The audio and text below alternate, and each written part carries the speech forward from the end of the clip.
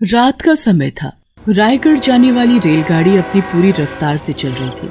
जैसे जैसे अंधेरी रात होने लगती है वैसे ही रेलगाड़ी की रफ्तार भी और तेज होने लगती है। कुछ ही देर में रेल में बैठे लोगों को किसी लड़की के रोने की आवाज आने लगती है। धीरे धीरे रोने की आवाज बहुत तेज होने लगती है।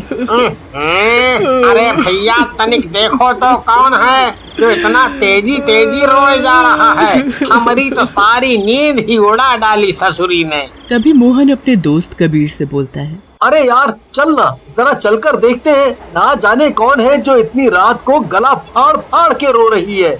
दोनों दोस्त एक डिब्बे से दूसरे डिब्बे में देखने लगते हैं कि तभी एक लड़की उनके सामने आ जाती है और जोर जोर से रोने लगती है। अरे लड़की, क्या हुआ है तुझे जो तू आधी रात में गला फाड़ फाड़ कर रो रही है? हाँ, तेरी इतनी हिम्मत जो तू मुझसे ऐसे बात करे।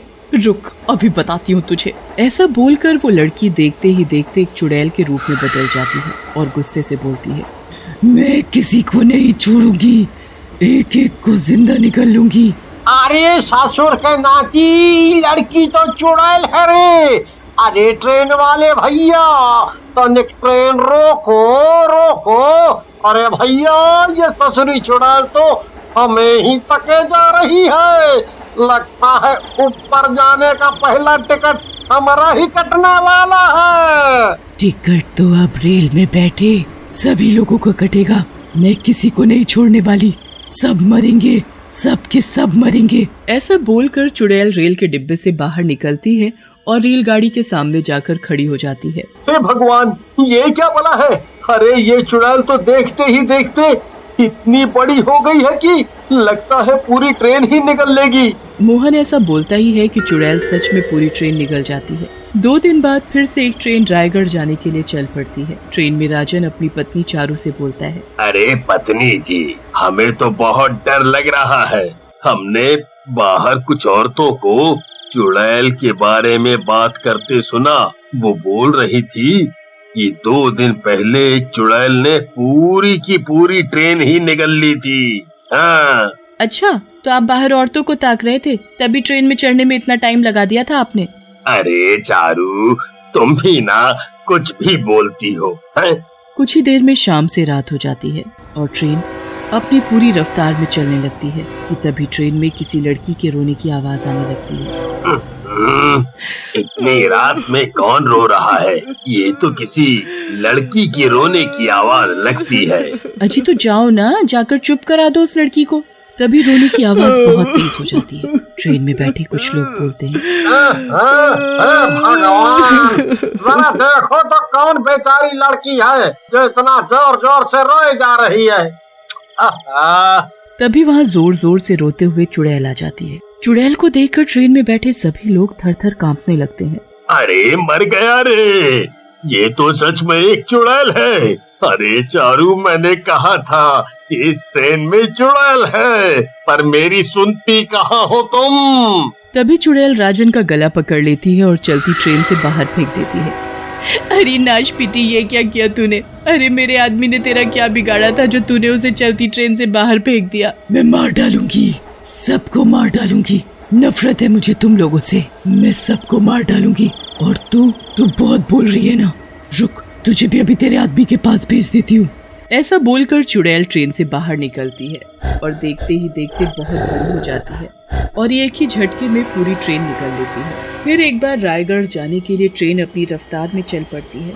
उसी ट्रेन में रेनू अपने पति महेश के साथ बैठी होती है और महेश से बोलती है, अजी आपको इस ट्रेन में नहीं बैठना चाहिए था। आपको तो पता ही है कि रायगढ़ जाने वाली ट्रेन को आधी रात में एक चुड़ैल ने पूरा का पूरा निगल लिया था। रेनू, हमारा जल्द से जल्द रायगढ़ पहुंचना बहुत जरूरी है। तुम तो जानती हो कि माँ की हालत ठीक नहीं है और उन्हें टाइम पर दवाई नहीं मिली तो उन्हें कुछ भी हो सकता है। और अगर हम ट्रेन की जगह बस से जाते तो रायगढ़ पहुंचने में कई दिन लग जाते। और वैसे भी उस चुड़ैल ने कल ही तो एक ट्रेन को निगला था, तो फिर इतनी जल्दी वो फिर कैसे ट्रेन निकल सकती है? सोचो सोचो जरा।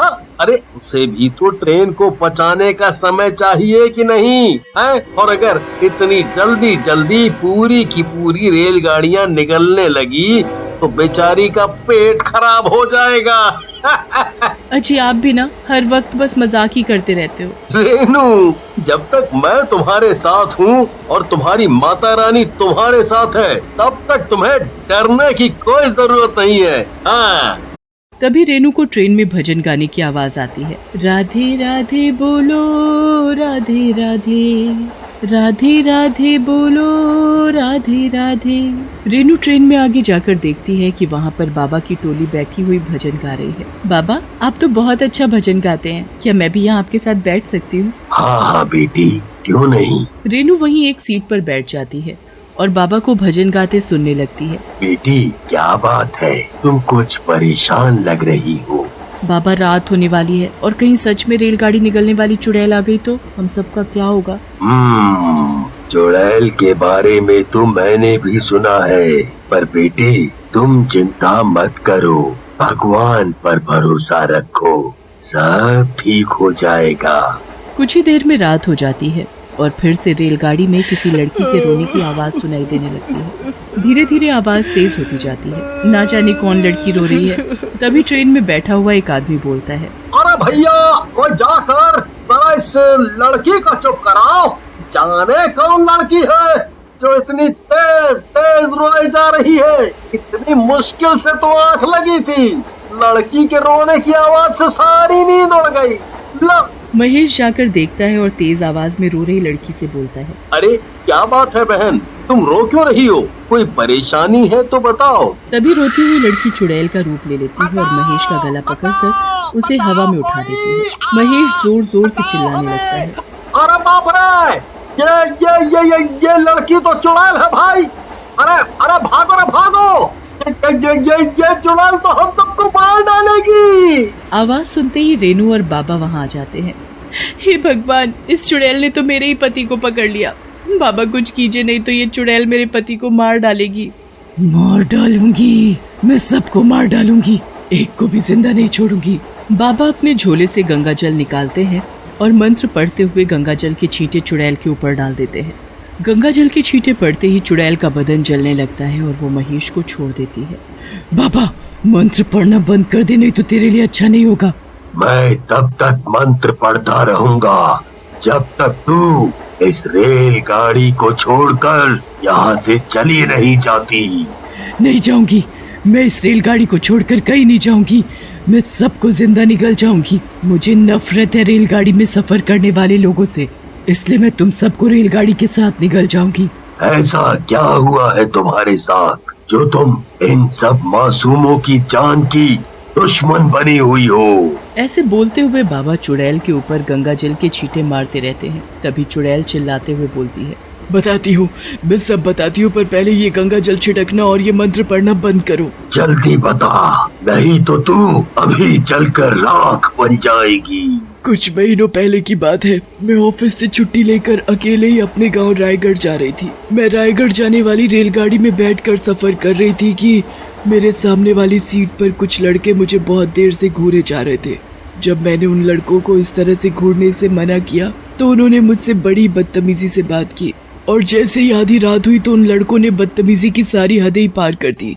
उन बदमाशों ने मुझे अकेला देखकर मेरे साथ छेड़खानी शुरू कर दी। मैं रोते हुए रेलगाड़ी में बैठे हुए लोगों से बोलती रही कि मुझे इन बदमाशों से बचा लो, पर किसी ने मेरी एक न सुनी। मैं रोते हुए सबसे मदद मांगती रही पर किसी ने भी मेरी मदद नहीं की। रेलगाड़ी में बैठे हुए सभी लोग मेरा तमाशा देखते रहे। जब मैंने उन लड़कों को पुलिस की धमकी दी तो उन्होंने मुझे चलती हुई रेलगाड़ी से बाहर फेंक दिया। बस तभी से रायगढ़ जाने वाली रेलगाड़ी से और उसमें बैठे लोगों से मुझे नफरत हो गई। मैं मानता हूँ कि तुम्हारे साथ बहुत गलत हुआ है, पर इसमें इन मासूम लोगों का कोई कसूर नहीं है और इन सब को मारकर तुम्हें कुछ हासिल नहीं होगा, बल्कि तुम इन मासूमों को मारकर पाप की भागीदार बन जाओगी। इसलिए तुम ये रेलगाड़ी छोड़कर यहाँ से हमेशा हमेशा के लिए चली जाओ। मैं यहाँ से कहीं नहीं जाऊंगी।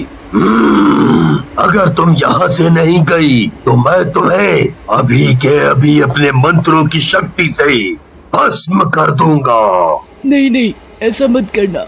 मुझे भस्म मत करना, मैं हमेशा के लिए चली जाऊंगी यहाँ से। ऐसा बोलकर चुड़ैल हमेशा के लिए उस रेलगाड़ी से चली जाती है।